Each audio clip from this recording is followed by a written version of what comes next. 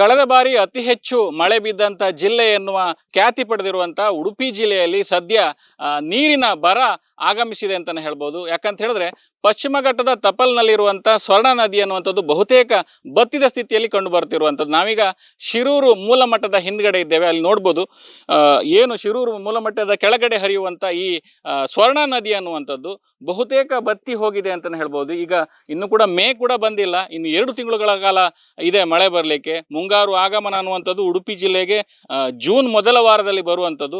ಅದರ ನಡುವೆ ಈ ರೀತಿ ನೀರು ಅನ್ನುವಂಥದ್ದು ಸಂಪೂರ್ಣವಾಗಿ ಡ್ರೈ ಆಗಿರುವುದು ಒಂದು ರೀತಿ ಆತಂಕಕ್ಕೆ ಕಾರಣ ಆಗಿದೆ ಅಂತಲೇ ಹೇಳ್ಬೋದು. ಇನ್ನು ಉಡುಪಿ ಜಿಲ್ಲೆಯನ್ನು ಗಮನಿಸ್ತಾ ಹೋದರೆ ಉಡುಪಿ ಜಿಲ್ಲೆಯ ಪ್ರಮುಖ ನಗರ ಅಂದರೆ ಉಡುಪಿ ನಗರಸಭೆ ಹಾಗೂ ಮಣಿಪಾಲದಂಥ ಮಹಾನಗರ ಏನಿದೆ ಅಲ್ಲಿ ಈ ಸ್ವರ್ಣ ನದಿಯ ನೀರನ್ನೇ ಅವಲಂಬಿಸಿಕೊಂಡು ಜನ ಇರುವಂಥದ್ದು. ಈ ನೀರು ಅನ್ನುವಂಥದ್ದು ಕೆಳಗಡೆ ಇರುವಂಥ ಹಿರಿಯಡ್ಕದಲ್ಲಿರುವಂಥ ಏನು ಬಜೆಯ ಸಮೀಪ ಇರುವಂಥ ಡ್ಯಾಮ್ನಲ್ಲಿ ಶೇಖರಣೆ ಆಗಿರುವಂಥದ್ದು. ಇದಕ್ಕೂ ಮೊದಲು ಗಮನಿಸ್ತಾ ಹೋದರೆ ಅಲ್ಲಿ ಮೇಲ್ಗಡೆ ಅಂತ ಹೇಳಿದ್ರೆ ಸ್ವರ್ಣ ನದಿ ಏನಿದೆ ಅದ್ರ ಮೇಲ್ಗಡೆ ಸ್ವಲ್ಪ ಮಟ್ಟಿಗೆ ನೀರನ್ನು ಶೇಖರಿಸಬೇಕು. ಮತ್ತು ಮಳೆಗಾಲಕ್ಕೂ ಮೊದಲು ಏನು ನೀರಿನ ಆತಂಕ ಎದುರಾಗ್ತದೆ ಅದಕ್ಕೆ ಪೂರ್ವಭಾವಿ ಮತ್ತು ಕೃಷಿ ಪೂರಕವಾಗಿರುವಂಥ ಚಟುವಟಿಕೆಗೆ ಬಳಕೆ ಆಗಬೇಕು ಅನ್ನೋ ಉದ್ದೇಶಕ್ಕೆ ಕಿಂಡಿ ಅಣೆಕಟ್ಟುವನ್ನು ನಿರ್ಮಾಣ ಆಗಿರುವಂಥದ್ದು ಕೂಡ ನೋಡ್ಬೋದು.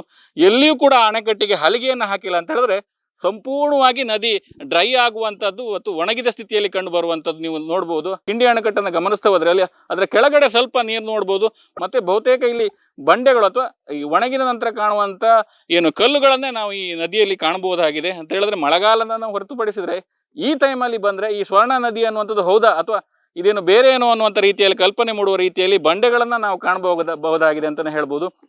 ಇನ್ನು ಮಳೆಗಾಲಕ್ಕೆ ಇನ್ನೂ ಒಂದು 2 ತಿಂಗಳಿದೆ, ಆದರೂ ಕೂಡ ಈ ಸಮಸ್ಯೆ ಅನ್ನುವಂಥದ್ದು ಮುಂದುವರಿತಾ ಇದೆ ಅಂತಲೇ ಹೇಳ್ಬೋದು. ಯಾಕಂತ ಹೇಳಿದ್ರೆ ವಾತಾವರಣದಲ್ಲಿ ಬಿಸಿಯೂ ಕೂಡ ಜಾಸ್ತಿ ಆಗ್ತಾ ಇರುವ ಹಿನ್ನೆಲೆಯಲ್ಲಿ ಏನಾಗ್ತಿದೆ ಅಂತ ಹೇಳಿದ್ರೆ ನೀರು ಕೂಡ ಆವಿಯಾಗಿ ಹೋಗ್ತಾ ಇದೆ ಮತ್ತು ಜನರು ಕೂಡ ನೀರನ್ನು ಜಾಸ್ತಿ ಕನ್ಸ್ಯೂಮ್ ಮಾಡುವಂಥ ಪರಿಸ್ಥಿತಿ ಎದುರಾಗಿದೆ.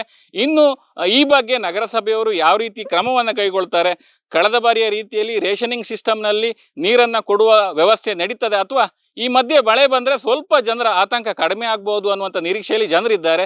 ಒಟ್ಟಾರೆಯಾಗಿ ಈ ನೀರಿನ ಬರ ಅನ್ನುವಂಥದ್ದು ಜನರಲ್ಲಿ ಆತಂಕ ಮೂಡಿಸಿದೆ, ಹಾಗೆ ಕೃಷಿಕರಿಗೂ ಕೂಡ ಒಂದು ರೀತಿ ಆತಂಕವನ್ನು ನೀಡಿದೆ ಅಂತಲೇ ಹೇಳ್ಬೋದು. ಉಡುಪಿಯಿಂದ ಅಶ್ವಥಾಚಾರ್ಯ, ನ್ಯೂಸ್ ನೆಕ್ಸ್ಟ್. ಉತ್ತಮ ಸಂಸ್ಕಾರಯುತ ಶಿಕ್ಷಣದೊಂದಿಗೆ VSS English medium CBSE school Udupi Muddur.